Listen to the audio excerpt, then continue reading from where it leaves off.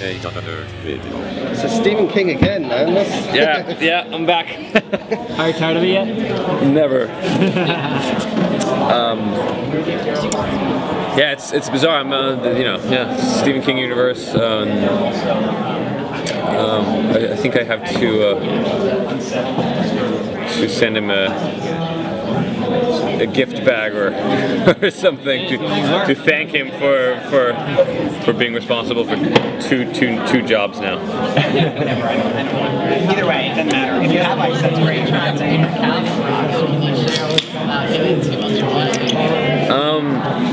I was actually very hesitant about it going into it. I heard, they sort of reached out sort of loosely for they were sort of interested in me, and I just did Pennywise, and I was so, already in that world, and I thought that, I didn't want to do anything that sort of had that was tied to that in any way. I thought that it was a separate thing, and I was a little bit confused. They released this teaser on the internet where sort of Pennywise was one of the names mentioned, and I was like, I don't want to be a part of a show where there's going to be like a TV version of the character that I just did.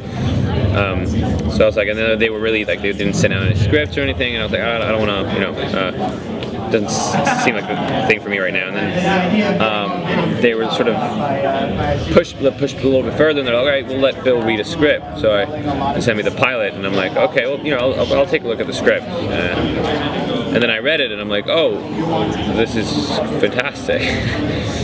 So I got to read the pilot, and I'm like, wow, this is really cool and something completely different than it. And then I met with Sam and Dusty, the creators, and then we had a conversation, and they sort of told me a little bit about the show and a little bit about the character that I would play, and I was completely convinced. So my hesitations was somewhat that it would be some sort of, Justice League, like Avengers of Stephen King characters, and I was confused by it. And then I met Sam and Dusty, and I realized this is a very sort of mature show with real characters and depth and mystery, and the scripts are some of the best I've read. So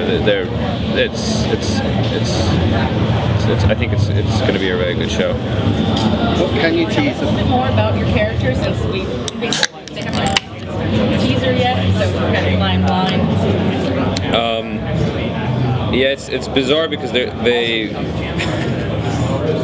haven't really allowed me to say anything to you guys. Strange, but they're so secretive about everything, and sort of what a bad robot is. They have this thing where they don't want to, keep everything under tight wraps. But the character, I mean, I can say this, like, Shawshank Penitentiary is a place, and it's a setting, part of the show, and my character is a prisoner there. That's pretty much all they've allowed me to tell you. But I can tell you without spoiling the character is like I'm having a lot of fun with the character, and it's the character's very different than me. It's a transformative role in that sense, and I've really been enjoying exploring the character and figuring out who he is and stuff like that. And and I think people are going to like it. Shawshank is a very iconic place that everyone seems to know about and has seen obviously before. What stands in? Where are you shooting those episodes? Is there a prison or something, or is it set? Or yeah, we shot it in this prison, which I'm not sure if I can tell you which prison it is. It's okay, but it doesn't matter. We found this prison, and I actually shot there only a couple of weeks ago, and it's a prison that was built in the late 1800s, and it was only shut down like 25 years ago, which is like it should have been closed down way earlier because the conditions there were. It's Gothic design, Gothic architecture. It's like really haunting place to be in, and I mean we shot there, and it's supposedly one of the most haunted places in America. And the guys, there's these kids who sort of survey the property or the building managers or whatever, and they work for the building. It's a museum now, the prison. They work for the building, and they also have this web show called for Paranormal Activity. So they spend the nights by themselves and film, where they walk around and they're banging and cell doors are shutting and the whole thing. And it's like I don't believe in any sort of really ghost or paranormal activity, but you could feel an energy there. And I mean, like I said, I'm playing a prisoner. We shot at the solitary wing, and I'm in this cell, and there's an actual cell where people have been sitting in solitary confinement. And there's graffiti and carvings from actual inmates that have been in there, and my character isn't there, so like it was kind of an emotional thing to be sitting in this cage and then thinking that other people have actually been here for years. And yeah, it's nothing that I would wish on my worst enemy. So jumping from playing characters Pennywise to this character, is there anything that you find in this transition that you're surprised to learn about yourself as an actor? They're very, very different. The characters are very, very different. So that's been great, like coming off of Pennywise and then doing something like this, where it's also the character's very out there, but it's out there in completely different ways than Pennywise was out there. So yeah, I'm just using different things, and it's really fun. I always want to sort of keep challenging myself and do different roles, and I'm having a lot of fun with this one. As a quick follow-up, you're the pop culture and nerd culture. Is there something you nerd out about that we'd be surprised to know? I played a lot of video games growing up, and I miss it now because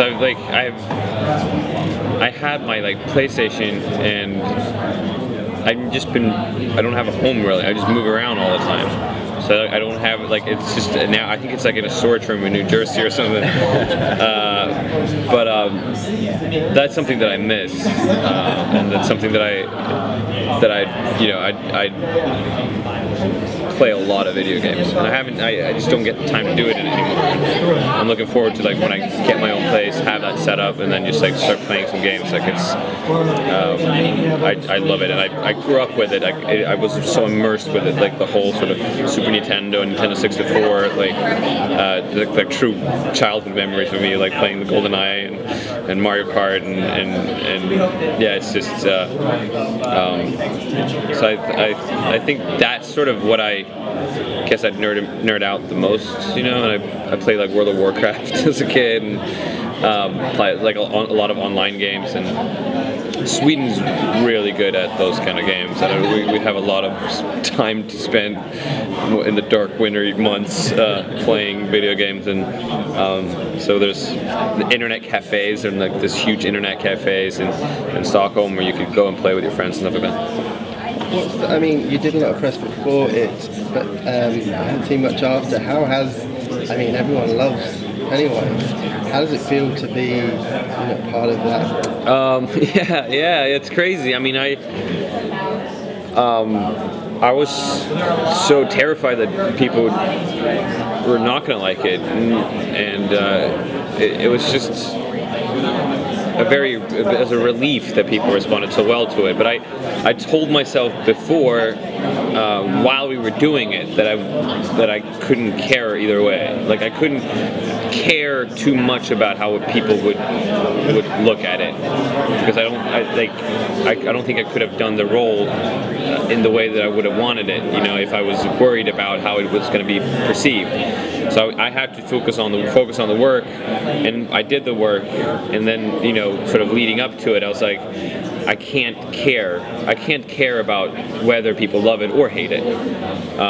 You know, especially if they don't like it, because, you know, I don't know how it. So I tried to sort of detach myself from it. And then when the movie came out and people seemed to really respond to it and like it, I mean, that's a really great feeling. And I'm like, oh, that's a relief. But I don't think it's healthy to indulge in that either. You know what I'm saying? So I'm like, oh, I'm really glad that people like it and people responded to the movie, and I'm really happy about that. But I don't want to revel in it either, because I think there's two sides to that, right? If you revel in the praise that you get, then you're going to revel in, you know, the criticism that you're going to get, and you're just going to be kind of. I think you can sort of lose yourself in it. So I'm glad that people are liking it, and but I don't want it to change me, if you know what I'm saying. But it's fun and it's bizarre because the shift is weird. Like the fact that before, like it feels like it's become this monster of a thing, right? And yeah, I don't think I really understand. Even have seen the film. Did you listen to a certain type of music and the character while you were on set of it? Sorry? Did you listen to a certain type of music to get into like a certain mindset? I had a few things. I mean, with the role I'm doing right now, I use music a lot, and I have these little earpods that I just put in right before takes and stuff like that. And this character, for some reason, it just made more sense to me that he would have music. It's not his music that he would listen to. It's music that gets me to a place where I want to be. With Pennywise, I didn't do it that much. I had a few things, but he's almost too chaotic for music, I find. I had some really sort of bizarre and crazy carnival music that I'd listen to, but it was more for fun. Like he was almost like too like music sort of.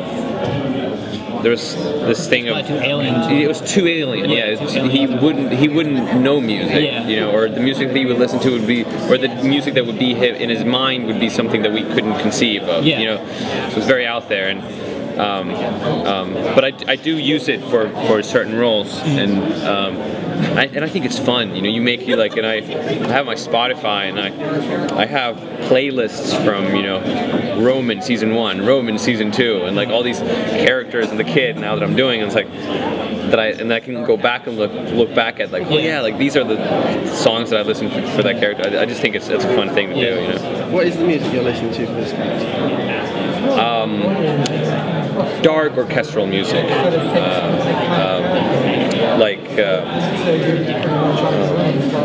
yeah, like very dark orchestral music,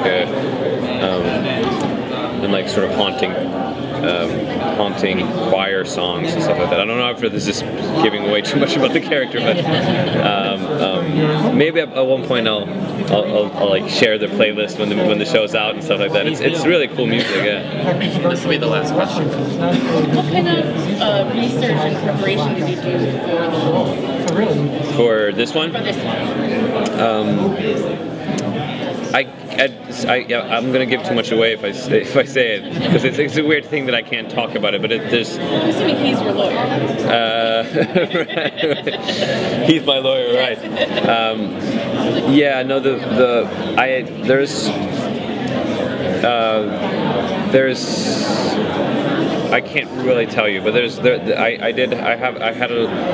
had a lot of specific things that I worked on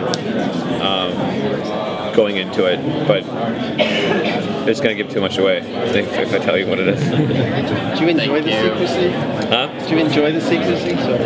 I don't know. Do you guys? It just seems like you're intrigued by it at least. There's something about the secrecy that it makes it intriguing. Like, what is it? Like, and even for us working on it, I mean, I didn't know what the show was really. I mean, every episode is like I don't know what's going to happen. So now they've sort of given me more of the rundown where the show is ending up. But like shooting the first 4 episodes, I had no idea where it was going. So I was like as intrigued as a viewer will be, and like it's a nail biter. Like every script is like, what the shit? I want more. I need more. It's truly this, you know, mysterious show, and